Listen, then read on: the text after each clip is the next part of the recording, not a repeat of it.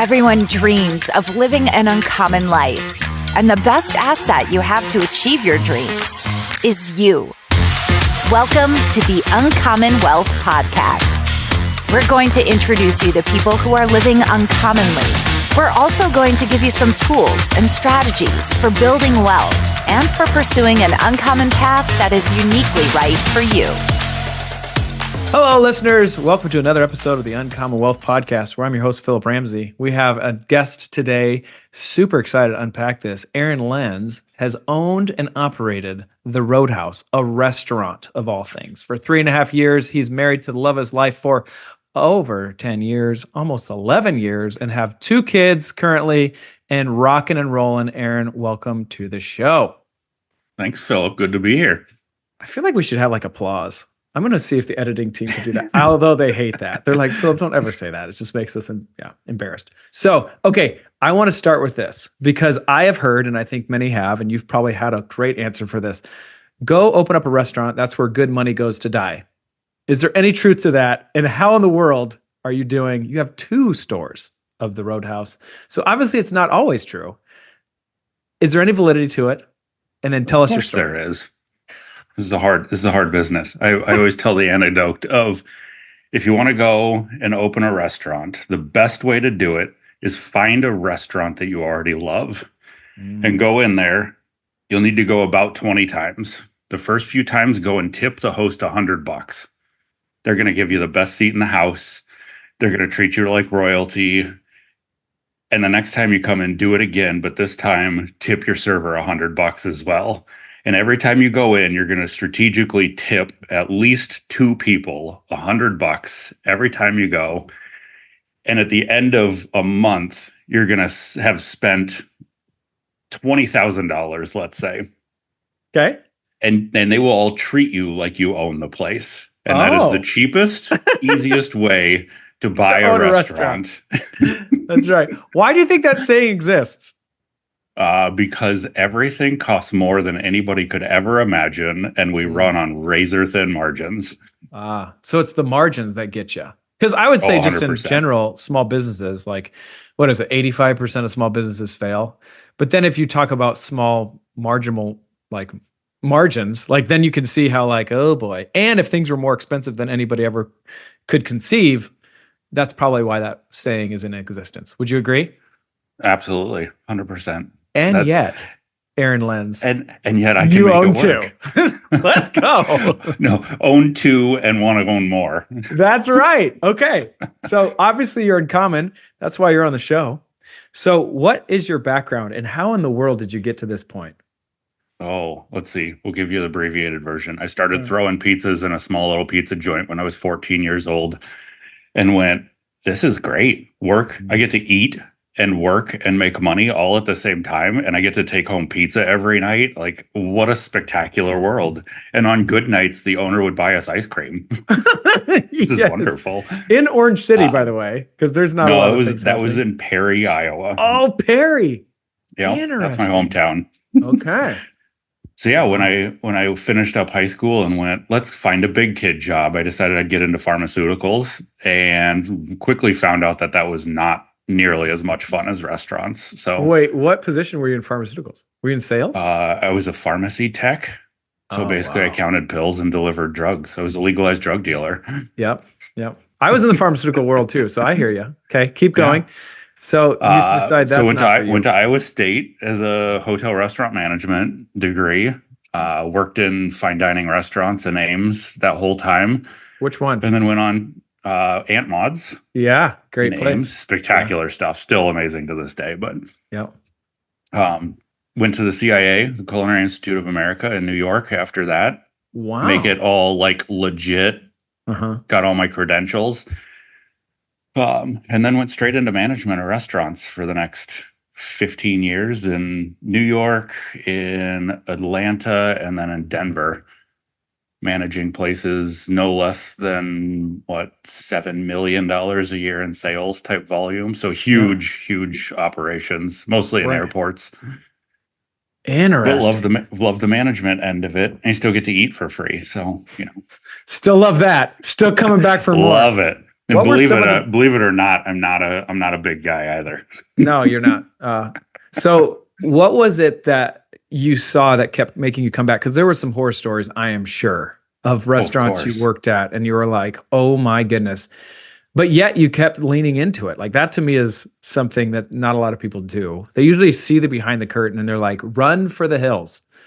Not you, Aaron. Not you. No, so I find somebody asked me the question a few weeks ago. They go, one question, what's the best and worst part of your job? And I said, the answer is the same. It's people. Okay. People could be The terrible, best but people or can also be wonderful. Yeah. Hmm. And that goes for our guests and our employees both. But there is nothing better to me than taking an employee that has been overlooked and misguided and turning them into the best version of themselves. Wow. Where I can go, hey, here's all the tools I could possibly give you, knowledge, resources, whatever that is, and say, you're on your own. Go and do it. I'm here for support if you need it. And most people have never been given that level of autonomy in their world, especially in restaurants. People love to micromanage, and that's not how I work. So then they run with it and they're like, oh my gosh, I'm really good at this. And then I give them more support and more resources. And Which takes things off your plate. It's brilliant. Oh, absolutely. But to watch that happen and watch people like truly own that is amazing. That's cool. And it's those like are the pouring people I into look leaders. for. It's like leadership management. What a concept. Crazy. Crazy. And I would say that there is something about restaurants in particular that there are, man, people are just weird with their food. Like they get persnippety quickly. Oh, and yeah. so it's taken out that hangry factor of people. Yes, That's why we tensions are serve high. stuff fast. Tensions are high.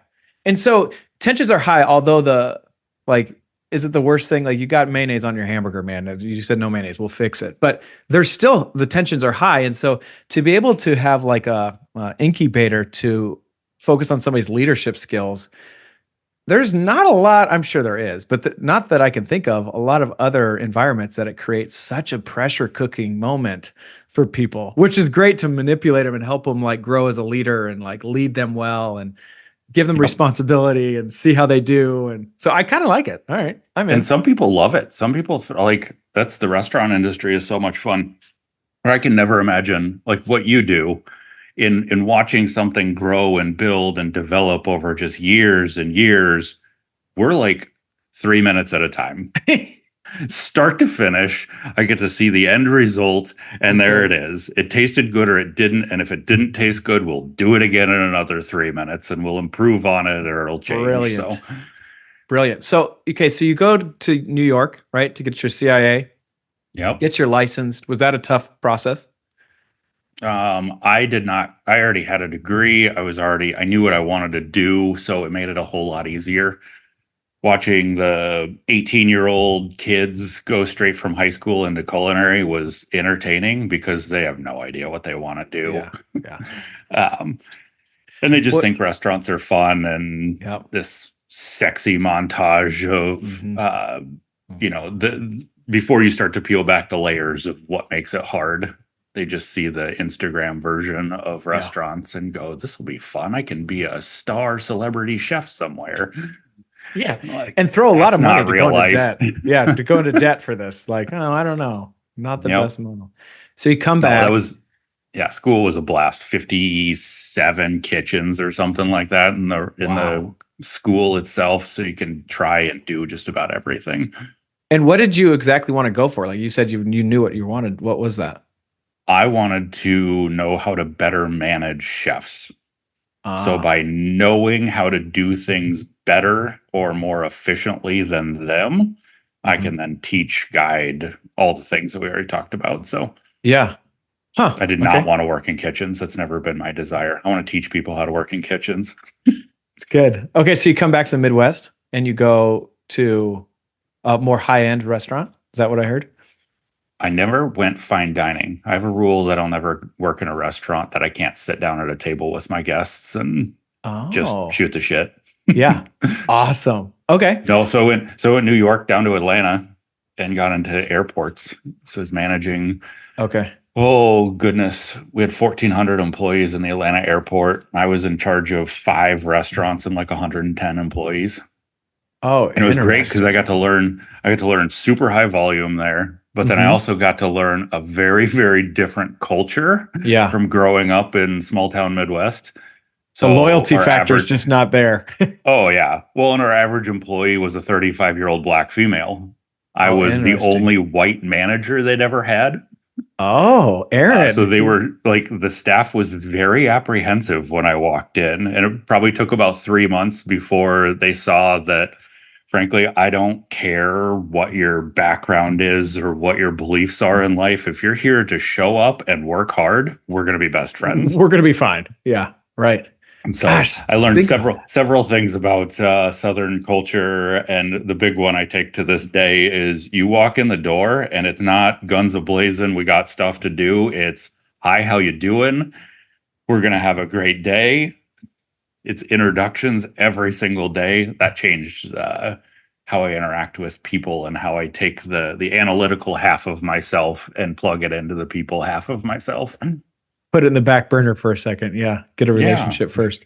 So tell me this, because I've always wondered about this. You had to go through security every time you went in every day, went to work. Did that ever every get day. old? And how much longer did you have to, or how much earlier did you have to get to work just to do that? I feel like I get Well, anxiety just to go to, like, I don't want to go through security. It's got to be a new process. we kind of had backdoor ways to get in, so you didn't have to Okay. stand in line with everybody else. Okay. It's helpful. So that was helpful. But yeah, the process, I mean, you still had to park in like airport parking, like there's staff lots, but then you got to get shuttled in. It's a whole thing. You'd probably be adding half an hour onto your day on either end of it. Yeah. No. Okay. All right. So then when you But got out hey, of that, airports pay great, so it's worth it. I have heard that, by the way. Okay. So you get back, you get out of that, and then where do you go next? Midwest? I Are go you to there yet? Denver. Denver. Some Okay. people call Denver the Midwest. I don't. It's mountains. I don't either. That Yeah. was my calling in life, was to be in the mountains. To hike and stuff? You're a hiker? And Oh, everything. snowboard. You're a snowboarder. Snowboard, hike, climb mountains, you name it. That's my thing. Yeah. Okay. So I Working was at Denver restaurants there. yeah. So I was at DIA, at Denver International Airport. Ah. Was that a Took over promotion? as it was lateral at first, Okay. but then the company created the first ever kitchen manager position within an airport. And I was first on that list. Right. Did they kind that of was an recruit you to awesome- go from Atlanta to Denver? I asked for a transfer, and there was Okay. nothing open initially, so I just moved, and then we figured it out later. And were you married at the time? These are Nope. all questions. I feel like these are important to me. Yep. Nobody just living else. on my own. Yeah. Okay. I left Atlanta and went, where do I want to go? I went and like toured 3 different cities, like Phoenix and Minneapolis and Denver. And I went, yeah, I got to be near mountains. Yeah. Did you get any like discount in flying or travel? No, Baloney. not related. Just Come food. I'm in it for the food, Phillip. Just throw me a pizza. Give me some ice cream now and then. I'm in. Okay.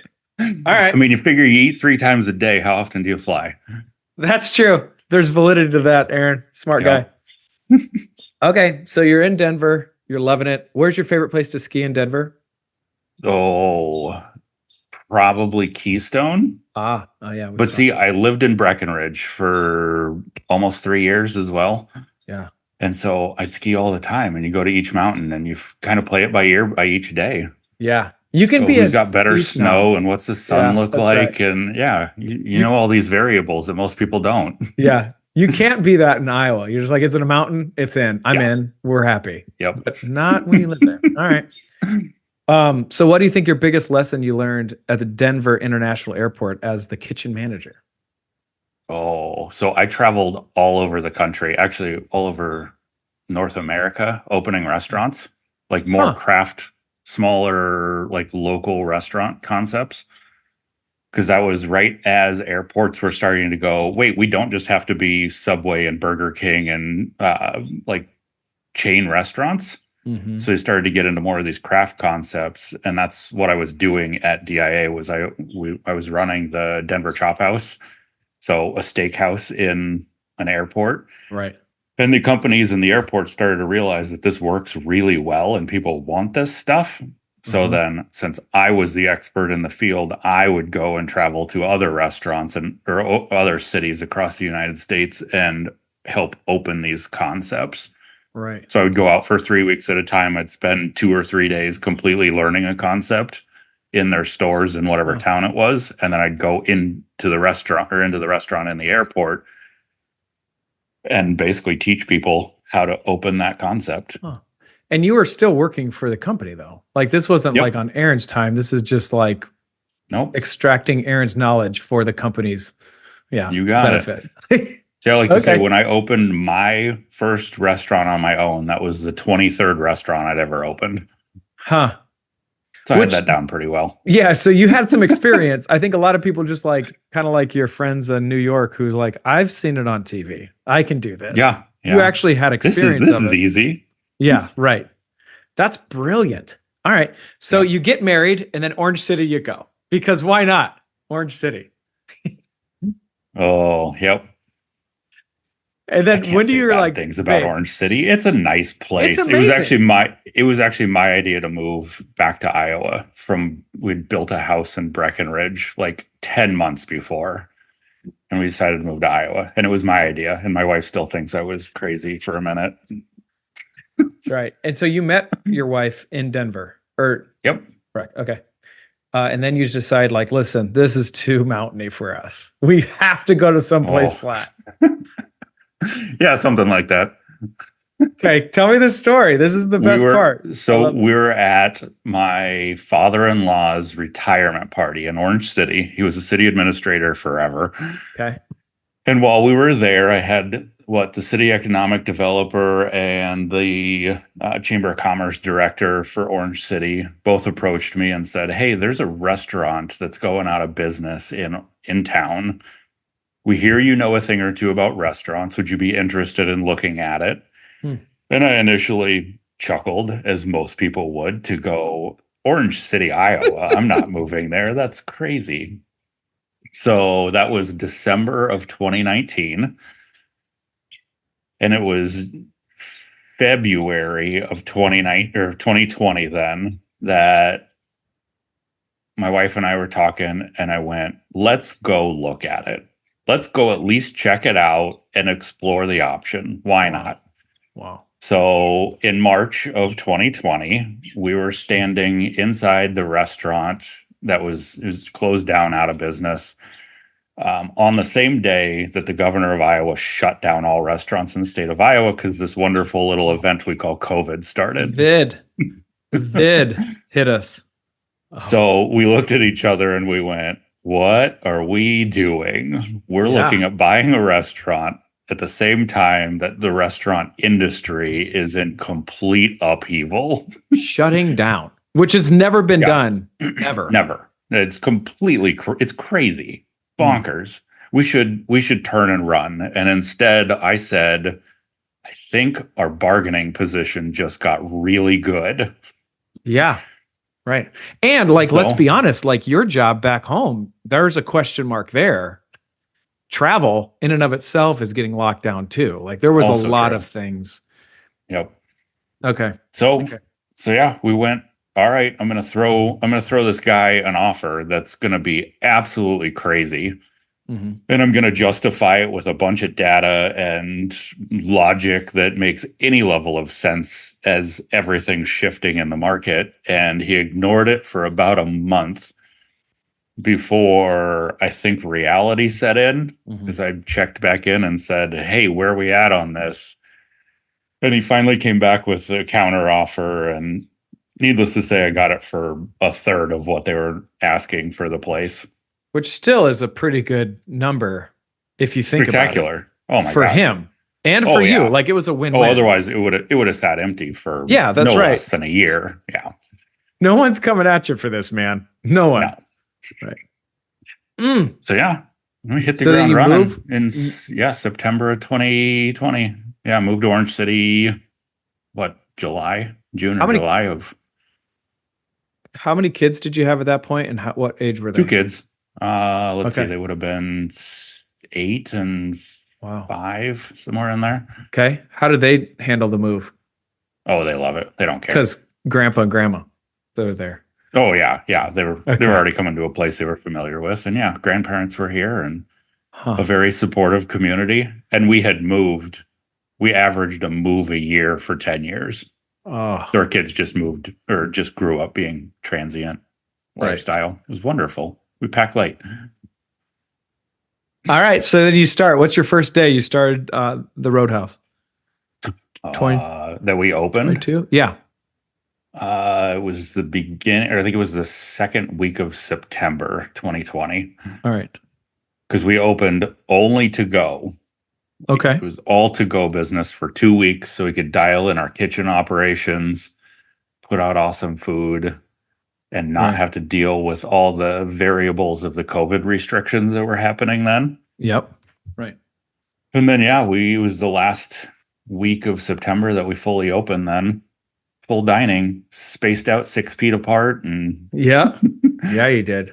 You got to wear a mask to walk in the door, and all my staff was in masks, and it was what it was. There's nothing we could do about it. You're not going around it, and you don't want to get caught not doing it. What the best part about that whole time was dealing with the 60-plus-year-old white males that could not get it around their head that it was a state regulation that you had to wear masks to be in public places, and to stop yelling at my 17-year-old female hosts. All right. So when did you look at your wife and be like, "We made the right decision"? Because I'm sure for a while you're just eyes wide open, like, "Oh, here we go." Oh yeah, of course. But I've been through that so many times because it's that first month that's just bonkers.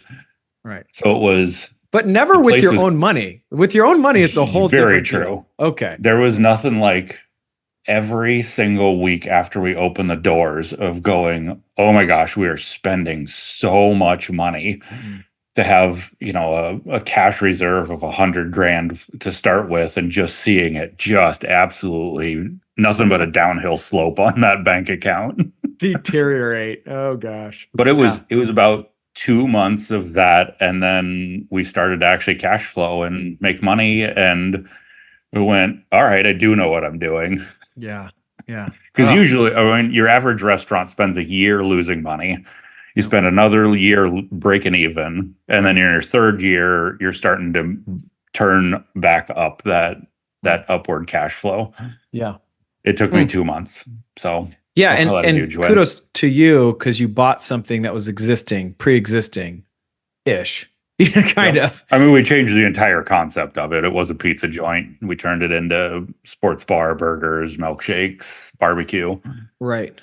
But like you had equipment, because I feel like a lot of people, let's start this thing. And then they just have to like hemorrhage money.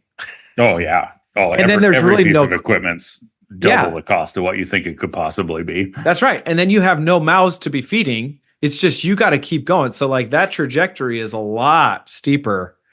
It is. Versus you of like, hey, all right, I'm stepping into it. We're going to change the concept, but eventually we're going to be able to cash flow a little faster because we don't have to necessarily build the walls. The walls are there. Now we just need to get the people back. And you did. 3 months. That's a huge turnaround, man. Yeah. And now we're going to be completely debt free at the end of year 4. Wow. That's a huge. Or, I'm sorry, at the beginning of year 4. Yeah. Wow. Okay, so you have 2 restaurants. So we talked about 1. When did you open up the second? Let's see. That was actually a real estate purchase. There was a coffee shop in town that went out of business that I went, this is spectacular location and seems like a pretty good investment. So I bought, it's just downtown Orange City, spectacular big building right on the corner of where the yearly Tulip Festival celebration happens, which is this week. The Dutch just love the tulips. You gotta love Oh yeah, love it. Just love it. And you love them too. Yeah. Because they buy. Of course. And everything's clean. Like it's a spectacular little town in the middle of nowhere. Good for you. So you've bought the building. You own the building that it fits in. Own the building. We leased it out to a guy that wanted to do an ice cream shop bookstore thing. Yep. So he ran that for just over a year, and then, as most do, figured out the restaurants are very difficult. Yeah. And he might have been in over his head a little bit. Yeah. So he bailed, and we decided to put in our own concept. So we went kind of Italian with it, went pastas and salads, have transitioned a bit and added in sandwiches and some other little kind of casual. It's geared around being a lunch place, so very quick, casual, nothing fancy. I try to stay away from the Italian like name on it because people have the impression that it's either Olive Garden or it's super fancy, sit down, full service thing, and this is all counter service. Think Panera Bread meets Fazoli's. Ah, got it. That's where you live. Great. And then you have an idea to open more. Is that right? Oh yeah. And that changes every 3 days. Yeah, I hear you. What's your growth opportunity? I don't know. It's changed 19 times. Yeah, I can tell you. Just make more sales and more money and more complexity and just make my life harder, but somehow it's worth it. No, but I do think that's interesting being debt free. Like there is something that like, oh, you can think differently when that's the case. Yep. It just frees up more resources. Right. Makes it a lot easier to take a leap in the future. Yeah. So tell me, I always give our guests some time. So tell me where you'd be at without your spouse next to you. Snowboarding in the mountains. Yeah. Yeah. Yeah. Go ahead. I'd be trying to own a restaurant there, but the problem is, your cost of entry is over $1 million to get into that. And what kind of person living in one of the most expensive areas of the country has that kind of crazy cash flow behind them? Right. What does your wife currently do? Does she work outside the home? Oh, she's super boring. She does medical billing at our local hospital. Okay. So she's our stable rock, 9 to 5 job, salary, all the benefits, all that fun stuff. Right. So she gives me the ability to be uncommon. Love it. And this is like the just complete consistency of that. You have no idea how life-giving that is when you're trying to put your neck out there. Yeah. And just benefits alone. I've talked to a lot of people and they're like, that's the part where I just can't get over. Like I have this great idea, but I can't figure out the benefits. Like, so it's hard to get out of that lifestyle. I mean, it is. Corporate America is built for and works for a reason. Right. It's stable. It's easy. It's consistent. How many employees do you have? Currently I'm just shy of 50. Okay. Wow. And what's your do they have like a process to like level them up? Is there like a path to management to? Nothing formalized at the moment. Okay. Because I basically operate as people show that they want more, I figure out how to give them more. But depending on the circumstance of yours. I can also give you this. True. Yes. Well, but I'm at a point right now where when I find the next person that goes, I want to do something more and bigger, that's when I go and buy another restaurant. I'm not going to do it before I find those people, because that's the hardest part, is finding the people that want to or are able to think like me and have that desire to just make something work. Yeah, right. There is something. You can't really train this, but things are not going to go your way. And how do you respond when it doesn't? Oh, man. Especially when you're dealing with people and food. Yeah. Okay, so the future is own a lot of these. How many are you thinking? However many you can get? Because the building idea is brilliant, by the way. Yeah. It's, I don't know. I probably need to define that, but it's basically I want to grow my net worth to be in about 5 million. And then what? Whatever that comes out to. And then I find out how I sell it all out, and just now I can go be a bartender at some brewery in Colorado. And we're back in the mountains, baby. Yep. You got it. That's great. What do you think your kids have learned from your uncommon path? That's a great question. We were talking about, that was just yesterday. My wife and I were talking about a friend of hers that has similar age kids, and they said they asked if my kids enjoyed going out to Olive Garden. And my wife goes, we've never taken our kids to Olive Garden. But we quickly realized that in this area, that is considered like a fancy restaurant that you go out to on special occasions.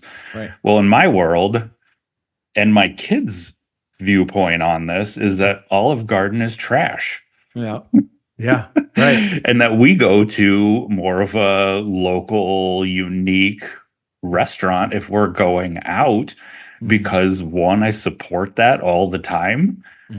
But two, it's usually a heck of a lot better value, experience, etc.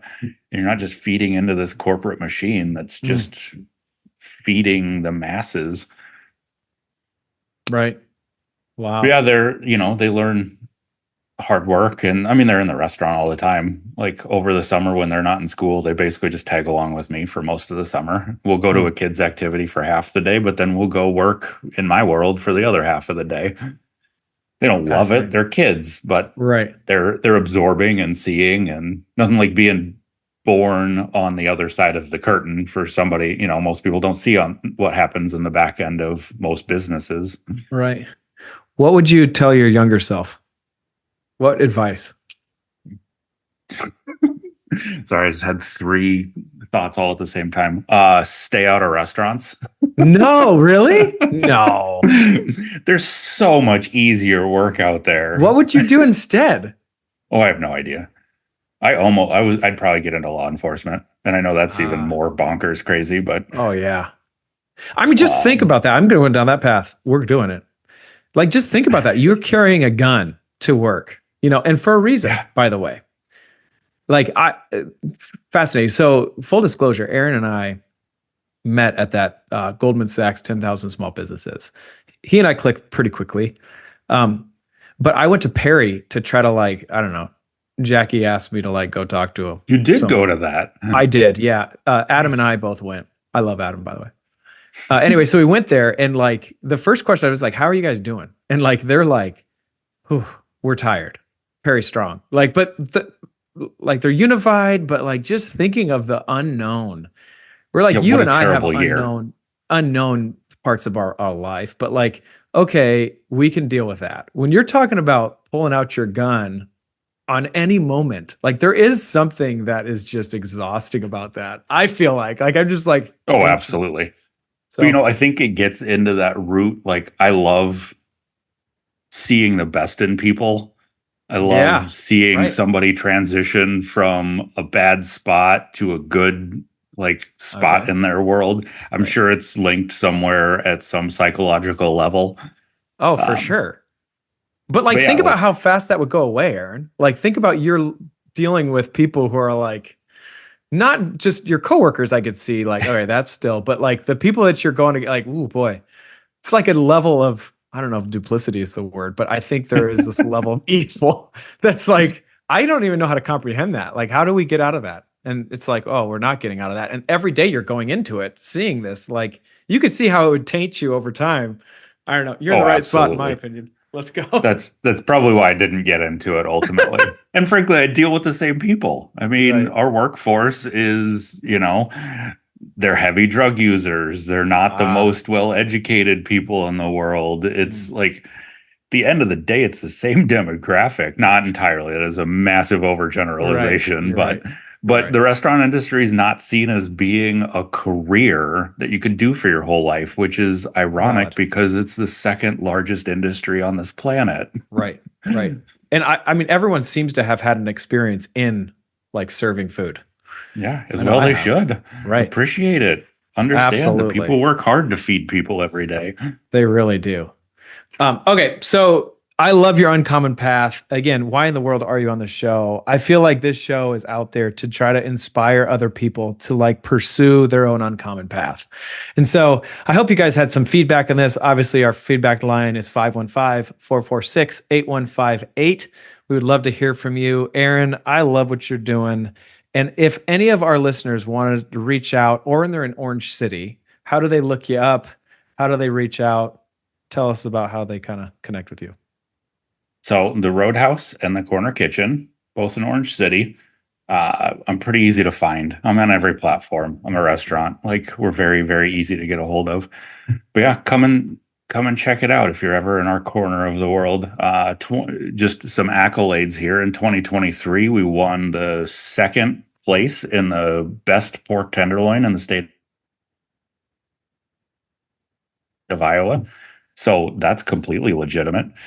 Next year, we're going to win best burger in the state of Iowa. 2022, we were awarded the second best pulled pork in the state of Iowa. Wow. So, I mean, we got accolades that I have a hard time bragging about, I guess, but they're kind of a big deal. Yeah, they are. They are.